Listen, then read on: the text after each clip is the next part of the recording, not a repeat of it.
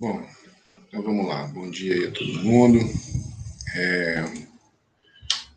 O que eu vou começar fazendo hoje aqui é um exemplo. Então, ontem. Opa, fui errado aqui. Estou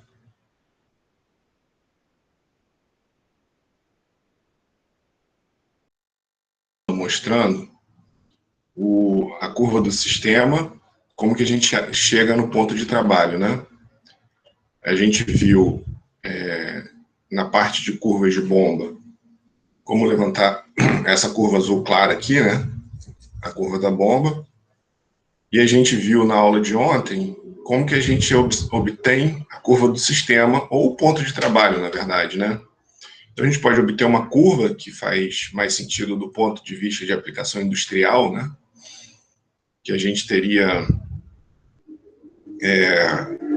diversos motivos para variar a curva do sistema, como adicionar algum elemento no circuito, tirar elemento, instrumentar a linha, fechar a válvula.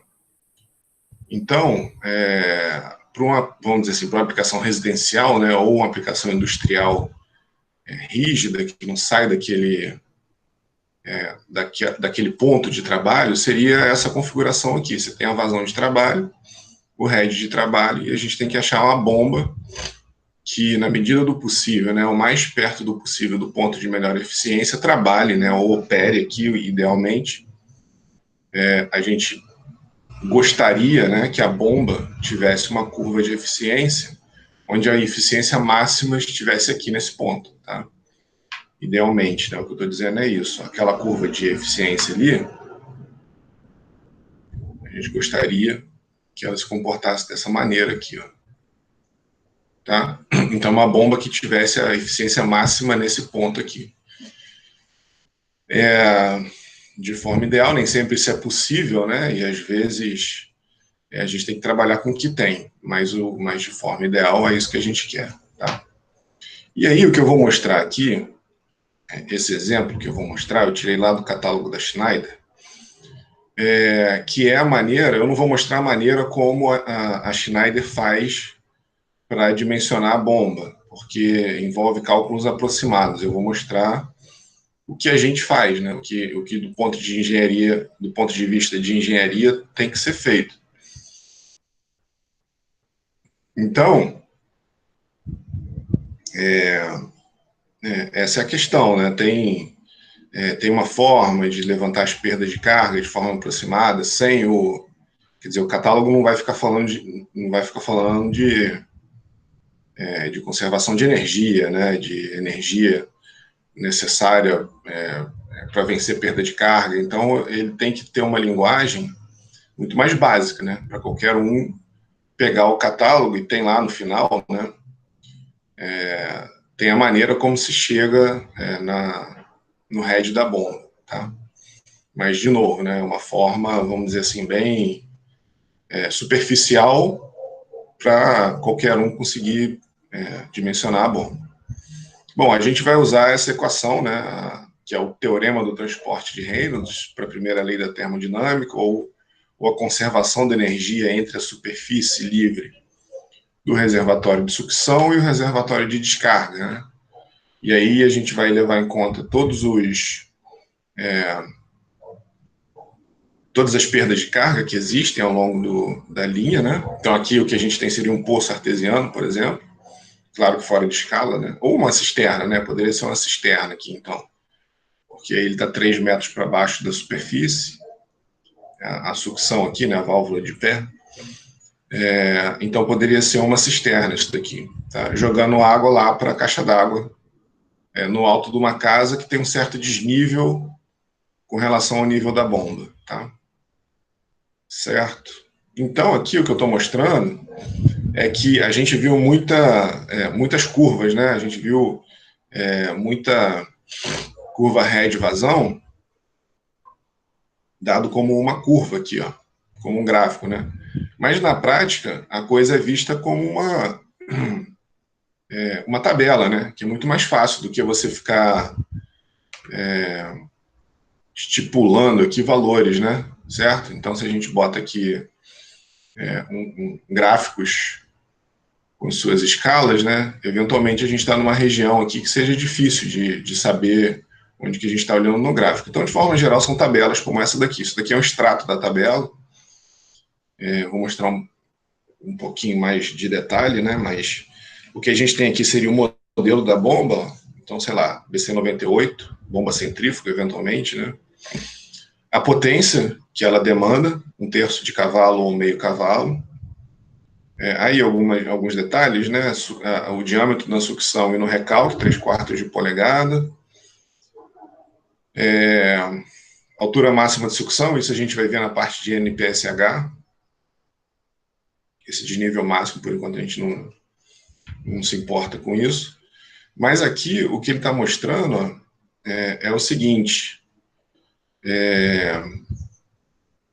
A altura manométrica total que a bomba tem que vencer, que vai levar em conta o desnível, né? Essa daqui é a altura manométrica total que a bomba tem que vencer, as perdas de carga, diferença de energia cinética e diferença de pressão entre os reservatórios. Nesse caso aqui, isso daqui vai embora, né? Porque os dois reservatórios estão na pressão atmosférica. Aquela hipótese, né, que a velocidade com que o reservatório de sucção desce e o reservatório de descarga sobe, a gente despreza. Então, esse termo aqui vai embora. Então, basicamente, o que sobra de termos para a gente dimensionar em função da perda de carga é o desnível, o que a bomba tem que fornecer, a energia necessária para vencer o desnível aqui, ó, desde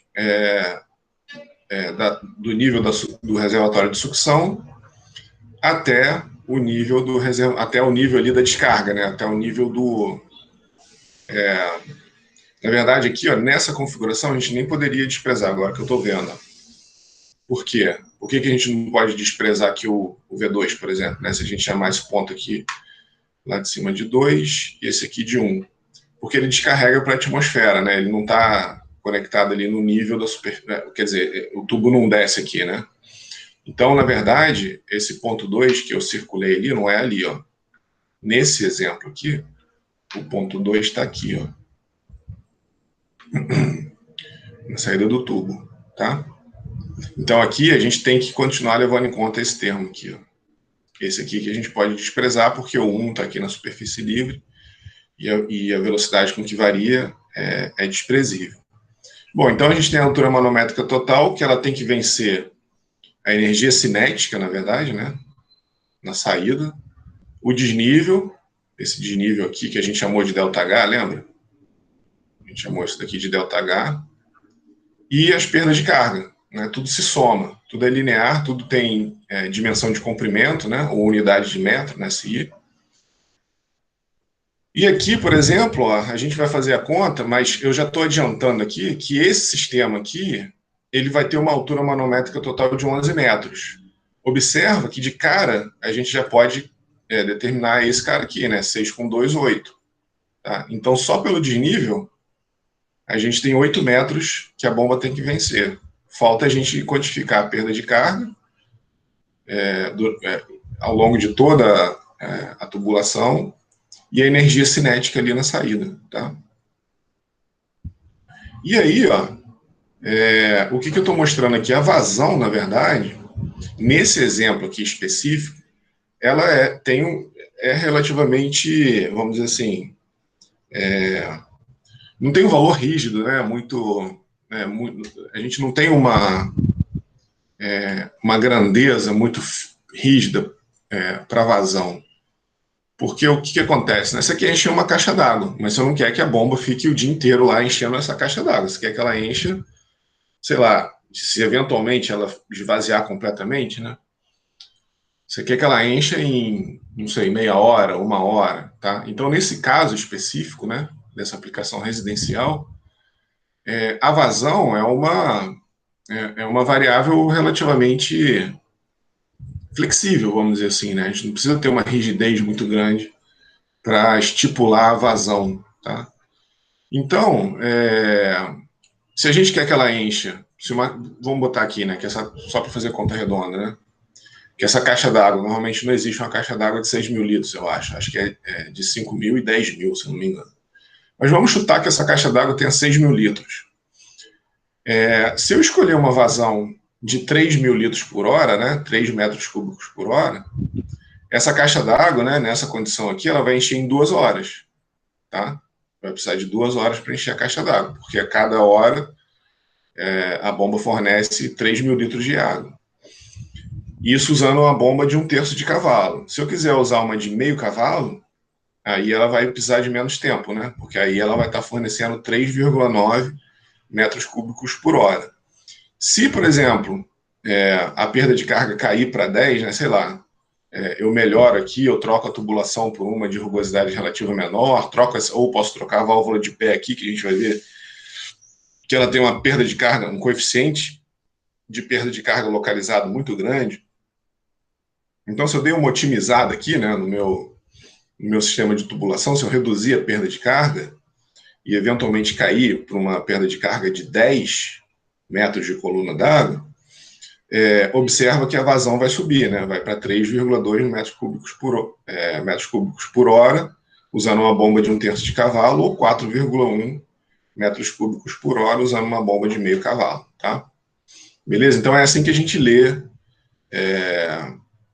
as tabelas, né? A gente vê, na verdade, a gente majoritariamente dá uma olhada aqui na altura manométrica total. De forma geral, os catálogos no começo tem uma... eu vou mostrar para vocês, eu acho que é no catálogo da Danco, porque ela já tem um gráfico geral, assim, bem grandão, onde tem o head e aqui os modelos de bomba para ajudar, né? Então, por exemplo, eu caí num head de 11 metros, eu olho aqui no catálogo, então ele vai dar uma família de bomba que atende a esse head. Tá? Então, normalmente, no começo de todos os catálogos tem alguma coisa desse jeito, né? Para você não precisar esses catálogos, normalmente tem, sei lá, 50, 60 páginas, né? Então, para facilitar a vida, né? Aí você já vai direto na família que você quer olhar. Certo? Bom, tá aí, ó. Aqui está eu peguei um outro extrato do catálogo, né? Então ele mostra a foto da bomba, aí as potências disponíveis para esse modelo, e aqui a altura manométrica total, então a faixa que ela opera, mas na verdade aquilo que a gente estava falando, né? Existe uma faixa de operação da bomba. O fabricante, se você ler o catálogo lá, ele diz para não operar fora, né? Que aqui, por exemplo, 16 metros, a bomba eventualmente funciona, mas é para não operar nessa região. E, idealmente, ele diz que você tem que estar no meio dessa escala aqui. Por que tem que estar no meio dessa escala? Porque, como a gente viu, o fabricante não informa isso, né? Como a gente viu, é o BEP, né? O Best Efficiency Point, o ponto de melhor eficiência, que a gente com certeza está dentro da faixa de operação das turbobombas, tá? Por causa daquela série de motivos que a gente viu, né? O balanceio radial, a entrada sem pré-rotação, enfim, tem uma série de motivos e eu fui elencando isso ao longo aí das apresentações da parte de curva das bombas, né? Os motivos pelo qual a faixa de operação das turbobombas é relativamente estreita. Bom, então é mais ou menos isso, né? A gente, idealmente, 1, 2, 3, 4, 5, 6, 7, 8, 9, 10, 11, 12, 13, 14. Então, estaria no meio. 1, 2, 3, 4, 5, 6, 7. Estaria por aqui, né? A faixa de operação da bomba seria mais ou menos aqui, ó, tá? Que é onde ela estaria operando para essa bomba aqui, né? BCR 2000 de 1/4 de cavalo. Ela, idealmente, estaria operando no ponto de melhor eficiência se essa bomba precisar vencer entre 8 e 9 metros de coluna de água, né? Um head de 8 metros que ela forneça, ou se ela estiver num sistema que ela precisa, que demande entre 8 e 9 metros para fornecer alguma coisa entre 2,4 e 2,6 metros cúbicos por hora, tá? Beleza? E aí, à medida que a gente vai descendo aqui, ó, observa que a escala vai indo um pouquinho para o lado, né? Tá? Então tem que ir olhando, tem que ir jogando isso daqui mais para o lado, né? Tá? Para achar o ponto de melhor eficiência da bomba, tá? Beleza? Então essa é a ideia. Bom, então, qual é a ideia desse problema aqui que eu criei aqui para vocês? Ó? Então, dimensione a bomba para o exemplo abaixo. A gente já tem o resultado, a gente vai comparar com o resultado do catálogo, né? Sabendo que o tubo é de 1 polegada de PVC novo, esses são os dados lá do catálogo. Então, aqui, né, aplicação, recalque de água limpa em residência, lá do catálogo da Schneider, né? Sabendo que o tubo é de 1 polegada de PVC novo e que na linha existam 6 joelhos de 90 graus. Então, se vocês olharem aqui, ó, 1, 2, 1, 2, 3, opa, 1, 2, 3, 4, 5, 6, né? 6 joelhos de 90 graus, uma válvula de pé, que é essa daqui, né? Que ela é uma check valve, né? No fim das contas, uma válvula de sentido único. Ela só deixa a água passar de fora para dentro da tubulação, porque a bomba tem que estar afogada, né? A bomba não é capaz de criar a depressão que ela precisa para bombear o fluido se ela tiver com ar, só com água. Então, a bomba centrífuga ela tem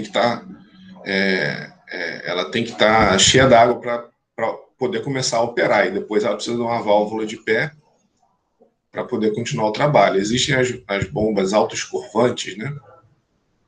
Ou autoaspirantes, que elas têm um reservatório de água grande aqui, que isso garante que a carcaça e o imperidor estejam sempre cheios de água. Mas se a bomba não tiver essa característica, é necessário ter uma válvula de pé ali. Tá? Então, é um tubo de 1 polegada, de PVC novo. Bom, seja uma válvula de pé, 2 curvas de 45, né, essas duas aqui, ó. Tá? E que você tem uma caixa d'água aí, que eu estava falando, né? Você tem uma caixa d'água de 1.000 litros, que deve ser preenchido em 1 hora. Então, isso é um consumo exagerado, na verdade, né? É para você, na verdade, esse consumo aqui, né, essa vazão grande, é para garantir que, quando todas as torneiras estiverem abertas, a vazão que a bomba fornece é maior que o consumo da casa, né? Então, tem que ter um consumo exagerado. É claro que, de forma geral, a caixa d'água não esvazia até o final para poder encher, né? Ela fica num nível, sei lá, da metade para cima e vai sendo enchida, né? Vai sendo preenchida. Mas a gente tem que assumir, se eventualmente faltar água, você também não pode ficar direto muito tempo para encher, e contar também que você vai estar usando água enquanto a caixa está sendo preenchida. Né? Então, aqui as equações que a gente vai usar, né? A primeira lei da termodinâmica, né? O teorema do transporte de Reynolds, né? Aplicado entre a superfície livre aqui do reservatório inferior e a saída ali do tubo, né? Então, a gente vai aplicar essa equação, sabendo que as perdas de carga totais, né? A perda de carga total, ela é a soma das perdas de carga distribuídas ao longo dos trechos retos e as perdas de carga localizadas em cada elemento, né? Em cada curva, válvula de pé e tudo mais, tá? Aqui está o link para o catálogo. E aí eu não sei. Não, acho que não. Eu acho que está o link em algum outro canto. A gente vai ver. Bom, então, a primeira coisa que a gente tem que saber é quanto que o sistema está demandando, né? O head do sistema. Quanto que o sistema requer, quanto que a bomba precisa fornecer para ter o escoamento nessa condição que a gente descreveu ali. Bom, aí eu já até falei isso, né? Já até dei uma palhinha no começo. Então, na verdade, não são nem ambos os reservatórios, né? É o reservatório de sucção e a saída do tubo ali, né? Está na pressão atmosférica. Então, escoamento incompressível, com tubo de mesmo diâmetro aqui, ó. Aqui, na verdade, agora que eu estou vendo, eu fiz aqui, isso daqui, na verdade, eu sempre fico de corrigir e eu nunca corrijo. Na verdade, eu tenho quase certeza que eu fiz aqui a gente vai andar um pouquinho mais. Deixa eu fazer isso daqui, ó. O escoamento é compressível. Tá, a velocidade na sucção é igual a velocidade na descarga. Só para eu corrigir aqui, se por acaso eu tiver feito um erro, vou andar um pouquinho mais. Então, aqui, ó, isso aqui é uma constatação, tudo bem. A velocidade na sucção é igual à velocidade na descarga, porque o tubo todo tem 1 polegada. Isso é verdade. Mas a questão é que o que eu quero ver aqui mais para frente, se for realmente eu ter que voltar aqui e corrigir, qual foi a hipótese que eu usei, se eu efetivamente cancelei ou não a energia cinética. Vou andar um pouquinho mais, qualquer coisa a gente volta. Ah, não, cancelei sim, tá vendo aqui, ó? Cancelei sim porque eu tinha a velocidade aqui. A rigor, nessa configuração, eu não poderia desprezar a velocidade na descarga aqui, né? Porque ele tá descarregando para a atmosfera, ele não está descarregando dentro do reservatório, onde a gente pegaria o nível D aqui na superfície livre, né? Então, a rigor, eu não poderia desprezar, mas eu desprezei. Só para a gente não se enrolar muito aqui, vamos assumir, vamos fingir que esse tubo tem essa configuração aqui, ó. Vamos fingir que o tubo desce aqui, tá? Que ele desceria aqui, ó, e descarregasse aqui para dentro do reservatório. Só para a gente continuar com esse exemplo aqui sem se embolar muito. Então, aí, de novo, aí sim,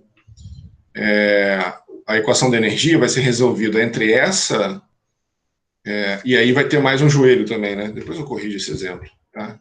Então, aqui a gente vai ter mais um joelho, certo? Na hora que a gente faz o tubo virar 90 graus e cair ali e descarregar ali dentro do reservatório. Certo? Então é o que está acontecendo aqui. Mas tudo bem, vamos continuar com esse exemplo aqui, só para a gente não se enrolar. Tá? Vamos imaginar que o tubo está fazendo uma curva de 90 graus. A gente está calculando a equação da energia entre esse ponto, né, a superfície livre do reservatório da caixa d'água, que ele chama de reservatório superior, e a superfície livre lá da cisterna, que é o reservatório inferior.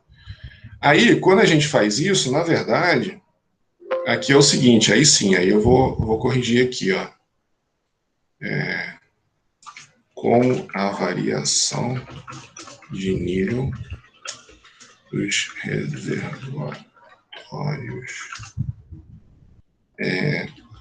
acontece com essa forma, né? VS igual a VD aproximadamente igual a zero. Bota um símbolozinho de aproximado aqui. Pronto. Agora sim. Aqui o período passado eu fiquei corrigindo, não corrigi, tá? Então, por que a velocidade de sucção e de descarga, né? Por que a gente desprezou? A gente está imaginando de novo, né? Que isso daqui vira 90 graus e entrega ali abaixo da superfície do reservatório. Então, o nosso ponto de análise passa a ser a superfície livre do reservatório inferior e a superfície livre do reservatório superior. E elas, a variação delas é aproximadamente igual a zero, né? A gente assume que a velocidade com que ela está variando é baixa. Então, por isso que o termo de energia cinética foi embora. Então, a gente só ficou com o termo de energia devido às perdas de carga distribuídas, a perda de carga localizada e o desnível que a bomba tem que vencer, tá?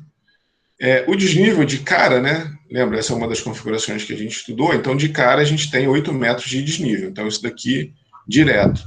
Agora, o que a gente tem que calcular? As perdas de carga distribuídas e as localizadas, tá? Que vão se somar de forma linear, né? Na energia que o sistema tem que fornecer. Então, vamos começar analisando a perda de carga distribuída, né? Então, F, né? Fator de atrito, L sobre D. Velocidade média, só para enfatizar, né? Se a gente tem um tubo aqui, ó, a rigor a velocidade, ela tem um perfil parabólico, né? Ou, se for turbulento, um pouquinho mais achatado. Mas ela não é uniforme, definitivamente. Então, por isso que tem esse V bar aqui, né? Que a gente está, na verdade, desprezando essas variações, de forma geral, que a gente faz, né? E a gente está analisando, na verdade, uma velocidade média aqui, ó, uniforme, tá? Certo? Então, por isso que tem o V bar ali e o sobre 2G. Então, quem é o V bar, né? Vazão sobre a área, que eu falei, né? Opa, mudei aqui, na verdade aqui não é 1000, são 3000. De novo, né? Desculpa aí, galera, vou ter que fazer isso porque todo período eu esqueço. Se eu não fizer agora, eu esqueci novamente. Então, 3.000 litros em 1 hora. Tá? Tanto é que aqui, ó, tá 3.000 litros em 1 hora. Beleza? Então, por isso que aqui 3.000 litros por hora, tá? dividido pela área ali, πd2 sobre 4. Então, passando metro cúbico, né, 3 mil litros, 3 metros cúbicos, hora 3.600 segundos, e o diâmetro da tubulação, 1 polegada, né, tem 0,0254 metros, tá? 1 polegada tem essa grandeza aqui, né, essa magnitude em metro, beleza? Então, deu 1,64 metros por segundo, tá? Que é uma velocidade típica de aplicação residencial ou de, vamos dizer assim, de baixa velocidade, né? É mais ou menos 1, 2, 5 metros por segundo. Então, se vocês chegarem num valor, sei lá, de 100 metros por segundo, tem alguma coisa errada, ou 10 a menos, sei lá, se calcular a velocidade na ordem de grandeza de 10 a menos 2, tem alguma coisa errada. De forma geral, aplicações residenciais têm essa ordem de grandeza aí, né? 10 elevado a 0, tá? A ordem de grandeza da velocidade no escoamento para aplicação residencial é 5 metros por segundo, 1 metro por segundo, 2 metros por segundo, tá? Não vai ser nada muito diferente disso na vida real mesmo, né? Então, essa velocidade aí é uma velocidade típica. Bom, e aí, calculei aqui, né? Eu estava calculando a velocidade, né? Para calcular a perda de carga distribuída. Agora eu tenho que somar todos os trechos retos, tá? Então, o que eu estou fazendo aqui, né? 3, que é esse trecho reto aqui. Meio é esse trechinho aqui, ó. Meio, esse outro trechinho ali pequenininho, né? Entre a bomba e o primeiro joelho. Mais 3, esse primeiro trecho. E aí fui somando aqui, ó. Todos os trechos retos.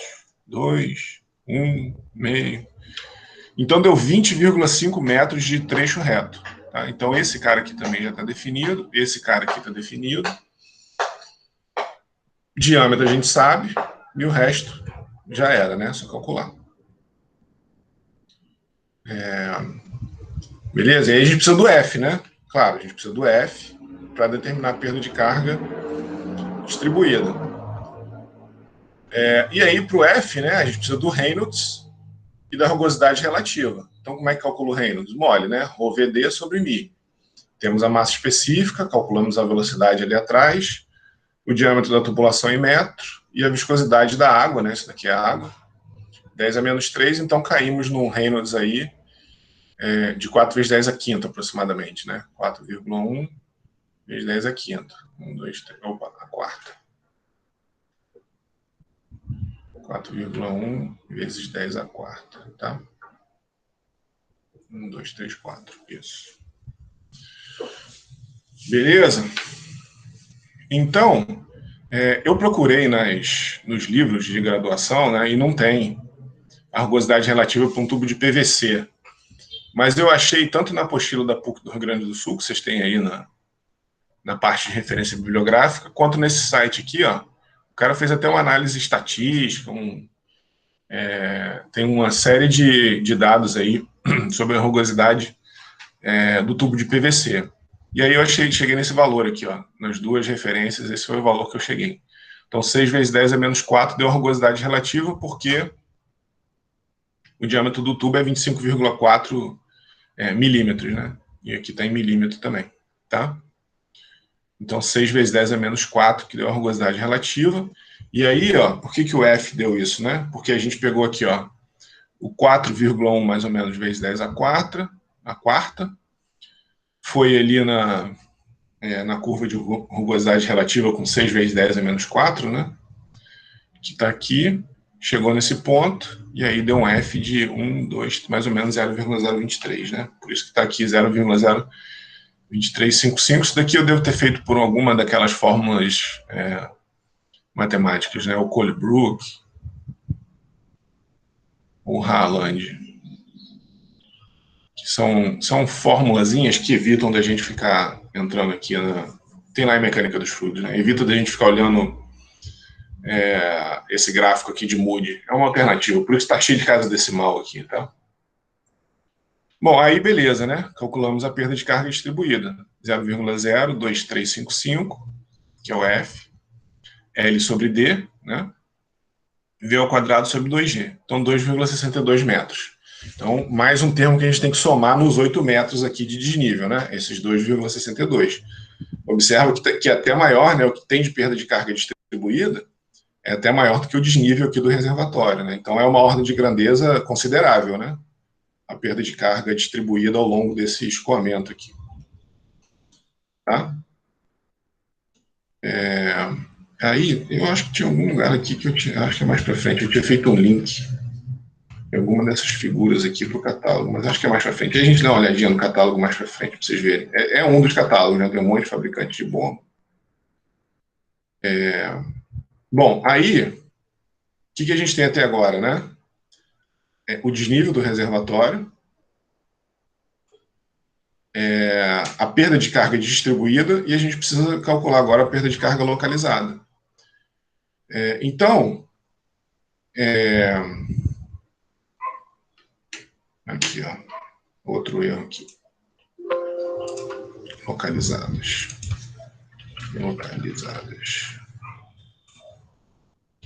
Isso, beleza. Aí, então, agora a gente vai determinar as perdas localizadas. Então, vamos somar os Ks, né? Os coeficientes de perda localizada. Então, a válvula de pé, o K é igual a 9, né? Isso daqui é uma grande incerteza. De novo, né? Tem que olhar o dado do fabricante para tirar esse K aqui. Como isso daqui é um exemplo genérico, eu peguei um K genérico também, de 9, olha que é muito grande, né? A válvula de pé tem um K muito grande. As curvas de 45, o K de 0,32, essas duas aqui, ó. Tá? Essas duas aqui, o K é de 0,32. As curvas a 90, 1,5. Então, todas essas curvas de 90 aqui, o K é 1,5. E a saída brusca aqui, né? Na verdade, de novo, a gente está considerando que o tubo está entrando aqui. É como se, na verdade, ó, é como se essa curva aqui, ó, fosse mais embaixo, né? É como se essa curva aqui fosse mais embaixo. Assim, ó. Tá? Então, essa seria a configuração que a gente está analisando, numericamente, vamos dizer assim, né? Tá? Então, a gente tem, se a gente somar todos os Ks, né? 9 com 2 vezes 0,32, porque tem duas curvas de 45, 6 joelhos de 90, mais um da válvula, mais um da saída brusca, V ao quadrado sobre 2G, a gente tem 2,7 metros de perda distribuída. Então, somando tudo, né, 2,62, perda localizada, 2,75 perda distribuída, 2,62, perda localizada, 2,75 metros, né? Mais o desnível de 8, a gente tem a bomba tem que fornecer 13,37 metros de energia. Tá? Beleza? Então,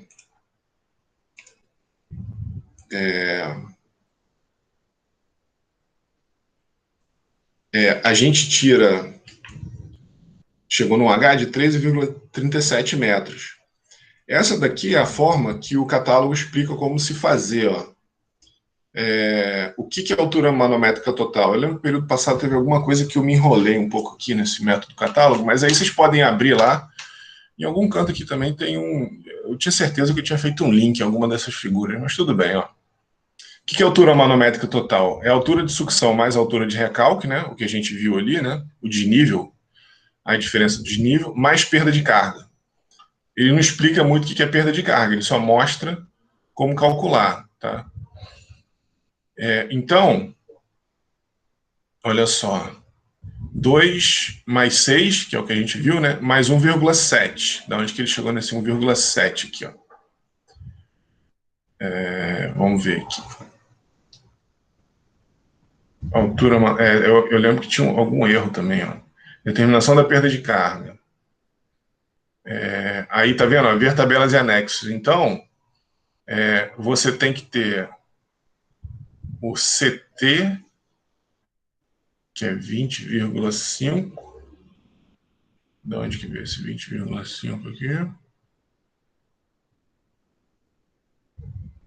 É algum coeficiente do tubo, se eu não me engano. Vocês têm que dar uma olhada lá no Vocês têm que dar uma olhada lá no catálogo para ver como é que ele faz isso. Mas aí, ó,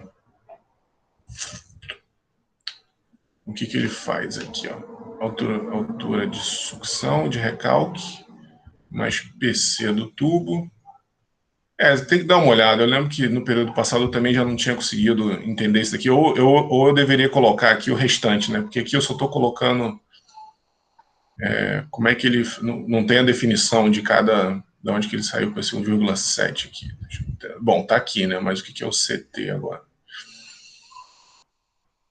Aí aqui ele está falando, esse FPC aqui, via tabelas e anexos, talvez os dois, né? Então as perdas de carga 1,7 metros. Então a altura manométrica total é o 8 mais 1,7, que é a perda de carga, mais 5%. Então 9,7 mais 5%, 10,2 ele jogou para 11, que foi esse mesmo 10,2 aqui, ó. Ah, tá. Ele está aqui abrindo embaixo o que ele fez ali em cima. 1,7 realmente sai dos catálogos. Que aí a gente tem que ver da onde que saiu esse CT aqui, esse 20,5, enfim, alguma questão que saiu do catálogo. E aí, ó, uma coisa que é importante é que ele faz assim, olha só o que ele fala aqui. Então, tudo bem, aqui ele calculou a altura manométrica total,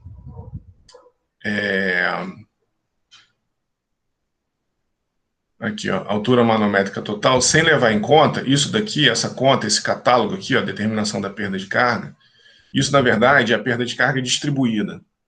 Ele tem uma maneira, sem precisar entrar no diagrama de Moody, de fazer em função. Ah, sim, lembrei. Comprimento total, 20,5, é aquilo que a gente calculou aqui, ó. Aqui, ó. 20,5, é isso. Então é o seguinte, olha só o que ele faz. Sem precisar entrar no diagrama de Moody, né, para não precisar ficar explicando o diagrama de Moody para uma pessoa que for querer dimensionar uma bomba, né? Então, o que ele faz aqui para calcular a perda de carga? Isso daqui, na verdade, é distribuída. Distribuída. Ele pega o comprimento reto total e multiplica por um fator aqui, 8,3, que isso sai das tabelas. Então, lá no catálogo, né, vai ter uma tabela que diz assim, qual é o diâmetro da tubulação e para PVC. Então, em função do diâmetro, você multiplica por um certo percentual, que esse percentual ele bate com o nosso fator de atrito, que a gente determinou lá pelo diagrama de Moody, né?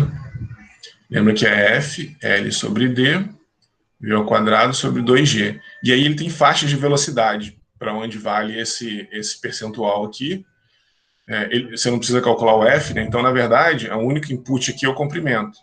Então, tudo aqui ó, é calculado, né? O F sobre D, então tem também o diâmetro da tubulação. Então, para uma tubulação de meia polegada, para a tubulação de 1/4 de polegada, então você tem esse percentual que você multiplica o comprimento reto total da tubulação.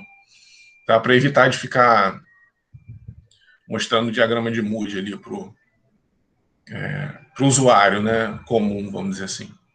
Certo? Então, isso daqui, ó, 1,7 metros de coluna d'água é a perda de carga que a gente calculou no nosso método aqui, ó, deu 2,62, tá vendo? Fazendo pelo diagrama de Moody direitinho, deu 2,62. Ele calculou 1,7. Tudo bem, são as incertezas, né? Tá? Então, ele somou aqui, ó, olha o que ele fez. No 2 da sucção, mais 6 do recalque, mais 1,7, que é a perda de carga distribuída. Tá? Ao longo dos trechos retos aqui. Ó. Aqui. E aí, ele soma 5%, olha o que ele faz aqui. Para também ficar evitando de falar de perda de carga localizada, ele vai lá e soma um 5% ali. Ó. Acrescente 5% para considerar a perda de carga nas conexões, que é o que a gente chama de perda de carga localizada. Né? Tá? Certo? Então, 9,7, né, que é o 2 mais 6 mais 1,7, mais 5%. Ele chegou em 10,2 e arredondou para 11. Tá? Na verdade, aí fica até meio ambíguo aqui o negócio, né? Porque aqui em cima, ó, ele acrescentou 5% aqui e acrescentou mais 5% aqui em cima. Tá? Então, realmente, os catálogos não são muito precisos, assim, né? Não tem... você vê que é, enfim, tudo mais ou menos aproximado, mas tudo bem, funciona, né? A gente chegou em 13,3 e o catálogo chegou em 11. O que vai acontecer é que a bomba vai operar um pouquinho fora da faixa ótima, mas tudo bem. Não é muito fora da faixa de operação, porque essa faixa de operação também não é tão estreita assim. Tá? Então, esses 2 metros aqui de diferença, é difícil saber quem está certo, né? Tá? Só fazendo uma simulação por CFD aqui, ou medindo, né? Ou medir pressão na sucção e pressão na descarga, que a gente tem toda a linha instrumentada, né? Pelaquela maneira que eu falei na aula passada. Então aqui essa tirinha aqui, né? Só para tomar cuidado com essas... com conclusões, quando a gente tira conclusões científicas, né? Porque aqui o cara cortou a asa da mosca e gritou para ela, voe. Aí ele fala, se você cortar... A conclusão que ele chegou, né? Opa, se você cortar a asa de uma mosca, ela fica surda. Então não é o caso, né? Ela estava sem asa. Então é mais ou menos aqui, né? Se a gente falar, opa, a gente fazer o método do catálogo sempre dá errado. Não, quer dizer, cuidado com essas conclusões, né? Não é isso que eu estou dizendo aqui. É só para dizer que existem incertezas associadas ao processo de dimensionamento de bomba, mas que a gente convive com isso em função da simplicidade, né? Tá? Para a gente saber exatamente que antes de instalar a bomba, quanto que a gente... e na verdade nem saberia exatamente, né? Porque CFD também tem seus erros associados ali no processo de simulação. Mas uma análise por CFD forneceria vamos dizer assim, né, um resultado um pouco melhor, mas para você saber exatamente quanto que o sistema demanda, de forma precisa, é medindo, né? E mesmo os sensores têm suas incertezas associadas, né? Mas é a maneira mais direta, vamos dizer assim, né? É fazer a medida, tá? Beleza? Ah, sim, tá aqui, ó. Aqui tá o link do catálogo, ó. Então, olha só, para essa configuração, a gente achou um head de 13,37 metros, a nossa conta, 11 metros a conta do catálogo. Então, pela nossa conta, a altura manométrica total estaria por aqui, ó, que a bomba tem que vencer. E essa bomba forneceria alguma coisa entre 2,5 e 2,3 metros cúbicos por hora. A gente está muito aqui na ponta, né, da faixa de operação. Então, idealmente, o ideal para essa bomba seria estar mais para o meio, né? 1, 2, 3, 4, 5, 6, 7, 8, 9, 10, 11, 12, 13, 14, 15, 16. Então, mais ou menos no 8, né? 1, 2, 3, 4, 5, 6, 7, 8. Seria por aqui a faixa ideal de operação da bomba, tá vendo? A gente está muito ali na beirada, né? Talvez até saindo, tá? Mas o catálogo do fabricante calculou um head de 11, que estaria mais ou menos aqui, né? Perto da faixa de operação. Se a gente quisesse usar a bomba de 1/3 de cavalo, a gente ia ter, pela nossa conta, entre 2,5 e 2,3 metros cúbicos por hora. E pela conta do fabricante, a gente teria 3 metros cúbicos por hora. Quem está certo, né? Você pode simplesmente ir lá, botar essa bomba para funcionar e medir a vazão. Bota um balde para captar a água que está saindo, né, da bomba. Bota um balde ali e conta, em um certo tempo, quanto tempo demorou para o balde encher, né? E quantos litros ele tem, ou seja, quantos quilos tem ali dentro. Então você consegue medir a vazão que a bomba está fornecendo e você sabe quem está certo, né? Tá? Você sabe que se você ou se foi você aqui ou o fabricante aqui, né? Certo? Então, se você calculou 13, aí colocou a bomba para funcionar e era em vez de dar 2,4, por exemplo, né? Porque aqui dá 13,37, então estou chutando aqui 2,4. Se na real ela deu 3 metros cúbicos por hora, a sua conta estava um pouquinho errada, né? Na verdade, você estaria aqui, certo? Beleza? Então aqui, ó, é só abrir aqui o catálogo rapidinho. Opa, não tá me deixando. Deixa eu... E aí, esse é mais ou menos a cara do catálogo, nesse caso aqui da Schneider, né? Cada fabricante fornece sua maneira de dimensionar e de ler. Então, algumas questões com relação à instalação, aqui como é que lê o catálogo nas tabelas, aquilo que a gente estava fazendo, né? Aqui, o que esse fabricante faz é dividir em aplicação. Tem fabricante que faz aquilo que eu falei, né? De pegar um head, né? Uma curva de head e botar as famílias ali num gráfico. Acho que o da Dancor faz isso. Aqui é por aplicação. Então, a aplicação, sei lá, para circuladora de água de aquecedor solar, sistema de pressurização, aqui residencial e predial, né? Então, são as faixas, mais ou menos, de rede e vazão que uma casa e um prédio usa, que uma aplicação industrial já começa, tá vendo? Mais para frente, irrigação, né? Tá? Sistema de drenagem de esgoto. Então, em qual família de bomba você vai, né? E aqui está a legenda, né? Circulação de água, agricultura, limpeza de caixa d'água, tá? Lavagem. Aí aqui está, enfim, né? Catálogo. E aí a gente tem aqui o head, né? Que a bomba fornece. E as potências aqui, né? 1/6, 1/3, meio cavalo. E as vazões associadas, né? Então aqui, instalação residencial, são alturas manométricas relativamente baixas, né? De 1 a 12 metros. Normalmente uma casa, enfim, sistema de pressurização, né? Normalmente uma casa, é isso que a gente quer, vamos dizer assim, aumentar de energia do fluido. Lembra que eu fiz um exercício que eu mostrei que por exemplo, esses 3 metros aqui que a bomba fornece seria equivalente a aumentar essa caixa d'água de 3 metros, né, de altura. Tá? Então, a gente teria, por exemplo, aqui, se eu quiser dar mais 3 metros de pressão na água, né? E aí a vazão, para uma vazão de 1,3 metros cúbicos por hora, tem que usar essa bomba aqui de 1/6 de cavalo. E aí, dobrando a potência, né, de 1/6 para 1/3, a gente vai para a vazão de 3,8 metros cúbicos por hora, tá? Certo? Aí, aplicações residenciais são essas potências baixinhas, né? Meio cavalo, 3/4, 1 cavalo. Mas à medida que a gente vai descendo no catálogo aqui, as potências vão aumentando, né? Aqui, ó. Aqui é uma questão da rotação variável. Deixa eu dar um zoom aqui, ó. Isso é uma coisa que eu falei até na parte de curva de bomba, né? Que a gente pode ter, por exemplo, aqui, ó, um inversor de frequência mudando a rotação, a velocidade de rotação da bomba ali, né? E aí, como que essa bomba aqui, ó, BC92, parará, opera em diversas velocidades de rotações diferentes, tá? Certo? Então, tem várias aqui, ó. Aqui a gente já está começando a ter alturas manométricas maiores, ó, até 96 metros, e a potência, né, à medida que o head vai aumentando, a potência vai aumentando também. Ó. Já começamos aqui na casa de 3 cavalos, né? Então aqui faixas de novo, né? 95, aí 2 cavalos, porque as vazões estão aumentando agora.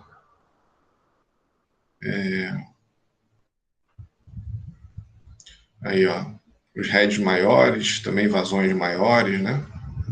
Essa que a gente viu agora, BC98, foi a que a gente selecionou ali para o nosso exemplo.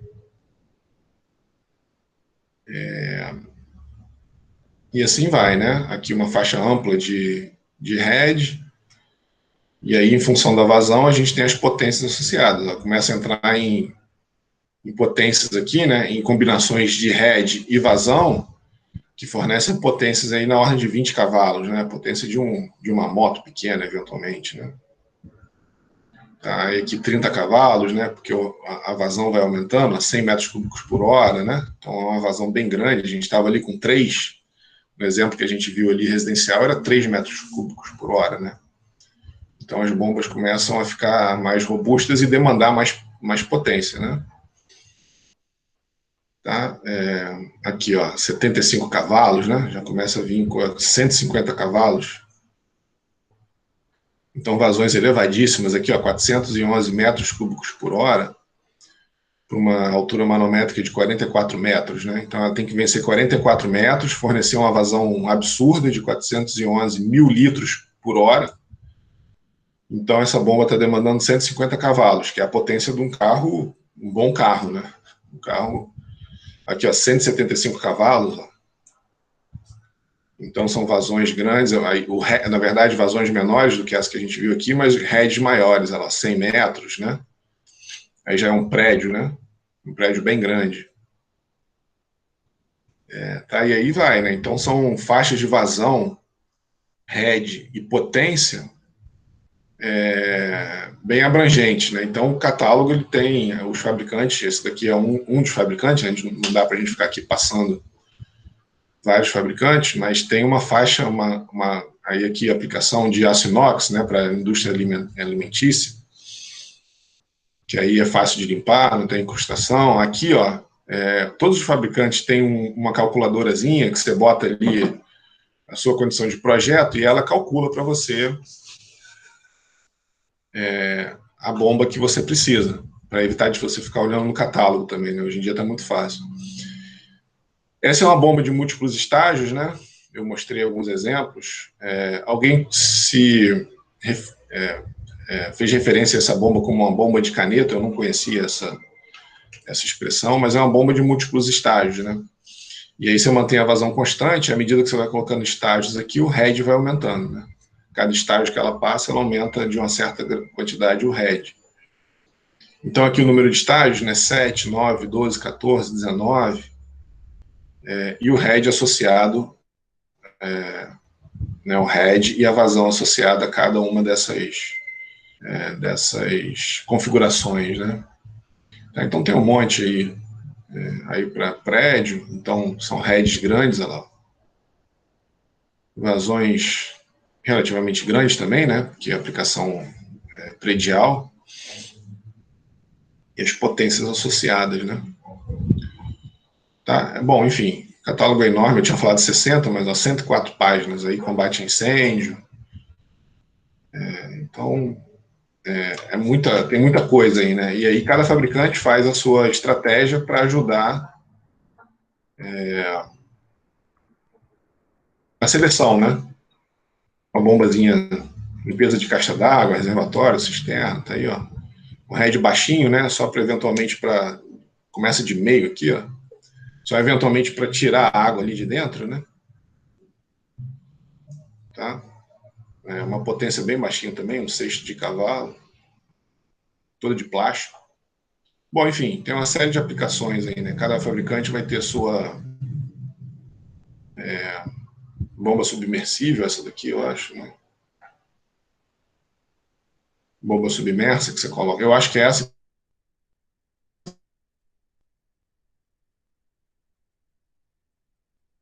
para você.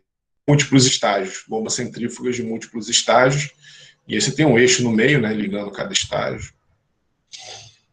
Certo? Então é um mundo, né? Esse lance de bomba aí é um mundo. O próprio projeto do Imperador, aqui, ó, o exemplo que a gente viu está aqui, ó. Olha lá ele aqui. Tá? E aqui ele explica direitinho, né? Como é que faz. Ó, 3.000 litros por hora, a mesma coisa que a gente.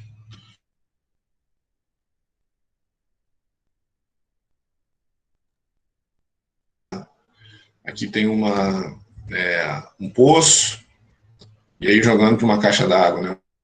Um poço artesiano, eventualmente. Aqui estão aquelas tabelas que eu falei, ó, tabela de perda de carga em tubulação de PVC.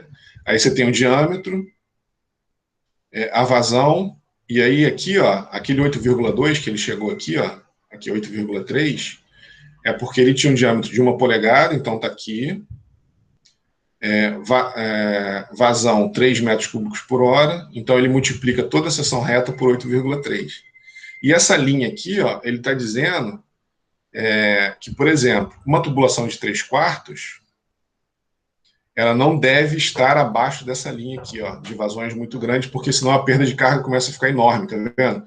Você usa um tubo pequenininho para uma vazão muito grande, você começa a ter perdas de carga localizada gigantescas aqui, ó, tá? Então você quer uma vazão de 6.000 litros por hora num tubo de 3/4 de polegada, não tem muito jeito. Você tem que aumentar aqui, ó, o diâmetro do tubo para a perda de carga não ser muito grande, tá? Beleza? Então vamos voltar aqui no exemplo. Só finalizando aqui para a gente dar a nossa tradicional paradinha. Aqui, ó. E se eu aumentasse se a gente aumentar o diâmetro da tubulação para 1,5 polegadas, né? Ela é de 1. A perda de carga distribuída cai, porque a velocidade cai, né? A vazão é a mesma com uma área maior, né? Então a velocidade vai para 0,73 metros por segundo. O Reynolds cai de 4 vezes 10 a quarta para 2,7 vezes 10 a quarta, 2,8 vezes 10 a quarta. E aí a perda de carga distribuída vai para 0,36 metros. Lembra que era 2 e alguma coisa, né? Aqui era 2,62. Olha como é que caiu bastante a perda de carga distribuída. E aí a gente tem um novo head de 8,7 metros ante o 13,33 que a gente tinha para o diâmetro de 1 polegada. E se a gente olhar no catálogo, a gente vai ter a mesma vazão. Se a gente aumentar o diâmetro da tubulação para 1,5, a gente vai poder usar uma bomba de 1/6 de cavalo, né? A gente estava usando aqui uma de 1/3, então diminuiu pela metade, com a vazão bem maior. Então vamos lá na página 29. Vamos dar uma olhada na página 29 para ver qual é a vazão. Aqui, ó. O sexto. 4,5 metros cúbicos por hora. Então, se a gente aumentar, se a gente aumentar o diâmetro da tubulação de 1 para 1,5 polegada, a gente cai pela metade a potência e passa de 3 para 4, alguma coisa metros cúbicos por hora. Mas aí é uma questão de análise, né? É o que você vai gastar, o seu gasto, sua despesa inicial e o que você vai economizar de energia depois, né? Porque você vai poder operar com uma bomba de 1/6 de cavalo, com uma vazão maior até, tá? E é possível também, ó, o que eu fiz aqui, ó? Eu peguei os dados da bomba, da BC98 de 1/3 de cavalo, de meio cavalo, fiz um gráfico da curva head vazão e plotei os dois casos aqui, ó. Então aqui está a curva, essa daqui é a curva da BC98 com meio cavalo e essa daqui é da BC98 com 1/3 de cavalo. Essa condição aqui, ó, o ponto cinza, seria se a gente estivesse usando essa bomba com diâmetro maior, estaria nessa condição aqui. Deixa eu botar aqui o apontador a laser. Que são esses dados aqui embaixo, ó. Tubulação com diâmetro maior. Então, uma vazão de 3,44 ele forneceu, né, uma tubulação maior. Essa bomba daqui vai fornecer 3,44 metros cúbicos por hora, com um head de 8,9 metros. Né? Lembra que a gente, aumentando o diâmetro da tubulação, o head foi para 8,9 aqui, ó, tá? Então, nesse caso, se eu usar essa bomba, eu vou ter uma vazão de 4,41 metros cúbicos por hora. Se eu usar a BC98 com meio cavalo. Se eu usar a BC98 com 1/3 de cavalo, eu vou ter 3,44 metros cúbicos por hora. Então, é uma opção, né? Ou eu diminuo o consumo, ou eu aumento a vazão, tá? Beleza? Na hora que a gente diminuiu aqui, na hora que você seleciona, se você quiser selecionar duas bombas, né? Se você quiser a de 1/3 de cavalo, você vai estar com uma vazão menor, mas consumindo menos também. Se 3,44 te atender, tudo bem, é melhor, né? A condição do catálogo, né, que calculou lá, foi um head de 11 metros. Então, essa bomba BC98 ia fornecer 3 metros cúbicos por hora, e se a gente usasse uma bomba mais potente, ia fornecer 3,94, ou seja, a caixa d'água ia encher mais rápido. E o que eu estou chamando aqui o método de McFlu, né, seria fazer o exemplo do catálogo, mas usando a nossa maneira de calcular as perdas de carga. A gente chegou num head de 13,37 metros, e usando essa bomba a gente teria 3,30 metros cúbicos por hora, e usando a bomba de 1/3 de cavalo, 2,39. Tá? E aqui está tudo plotado aqui, ó, a bomba BC98 com meio cavalo, é essa laranja, e a BC98 com 1/3 de cavalo é a azul. Então, e a gente tem os pontos aqui de operação. Ó. Esse daqui é com diâmetro maior, então a gente tem uma vazão maior, né? O sistema estaria aqui. O azul escuro é essa bomba de meio cavalo pela técnica do catálogo. E aqui embaixo seria a vazão que a gente obteria pela nossa método de calcular de McFlow. Tá? Entre esses dois aqui, a gente teria que ver quem está certo operando o sistema, né? A gente estaria em alguma coisa nessa região. Aqui também, né? Dependendo da maneira como for calculado, a gente tem que saber se isso daqui vai ser esse ponto aqui mesmo ou não. E se a gente fosse usar a bomba de 1/3 de cavalo, que é menos potente, tudo cai, né? A vazão cai, então aqui seria a técnica do catálogo, esse ponto amarelo aqui, ó, que é o que está aqui, ó, 1/3 de cavalo pelo catálogo. Aqui seria aumentando o diâmetro, e aqui o azul escondidinho aqui seria o método de McFlow. Tá? E a gente pode sempre fazer um ajuste aqui, ó, da curva da bomba para uma equação. Isso é possível, tá? Isso não tem problema, não. Você pega a curva da bomba e traça um ajuste ali, e o Excel, por exemplo, te dá a equação que descreve essa curva aqui. Tá? Beleza?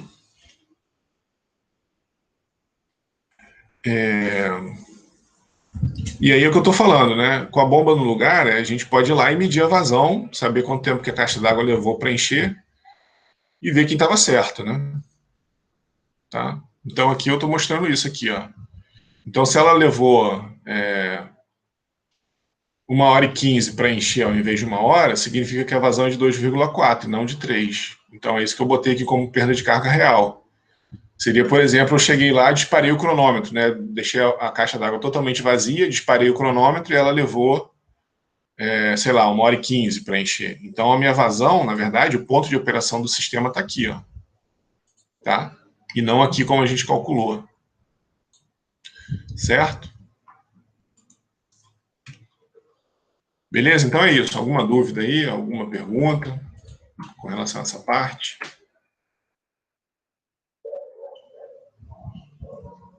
Aqui estão as referências que eu usei aqui, né, para essa parte da matéria. Então tudo aquilo que todos aqueles livros que eu venho usando e referenciando. Então está tudo nesses livros. Tá? Bom, então vamos dar uma paradinha aí de 10 minutinhos.